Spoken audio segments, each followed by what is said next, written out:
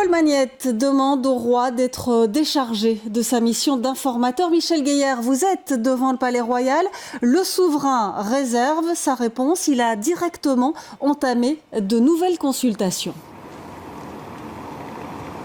Oui, et ce qui frappe dans la séquence d'aujourd'hui, c'est justement la rapidité et l'enchaînement de l'après-midi, puisque Paul Magnette s'est rendu pour la 3e fois et s'était annoncé depuis plusieurs jours chez le roi pour son rapport. Et on s'en doutait, le président du Parti socialiste estime avoir terminé sa mission d'information. Il indique au roi que selon lui, une majorité arc-en-ciel est possible avec des socialistes, des écologistes et des libéraux. Mais il se fait que les libéraux, tant francophones que flamands, se font tirer l'oreille. Alors très rapidement après sa sortie de mission de rencontre avec le roi, un communiqué du Palais Royal a indiqué que le souverain suspendait sa décision, qu'il allait consulter, qu'il prenait le temps de discuter. Paul Magnette et le roi Philippe se sont donc rencontrés pendant une grosse demi-heure. Ensuite, première rencontre officielle pour Georges-Louis Boucher avec le roi Philippe. Il est venu ici à pied, le président tout frais élu des libéraux francophones. Il a rencontré le roi Philippe pendant, encore une fois, une grosse demi-heure, disant simplement à son entrée, à sa sortie, que l'arc-en-ciel n'était pas tout à fait mort,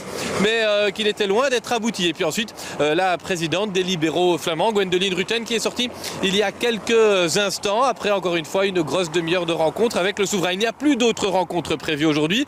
On ne sait pas encore quel est l'agenda royal pour demain, mais ce qu'on sait, c'est que Philippe avait prévu de se rendre au palais de justice de Bruxelles à l'invitation du barreau et que cette rencontre est annulée, ce qui signifie donc que le planning est chamboulé du côté du Palais Royal. Et cela, on le rappelle, 366 jours, 1 an et 1 jour après la chute du dernier gouvernement. Il y a donc maintenant plus d'1 an que la Belgique est dirigée par un gouvernement en affaires courantes.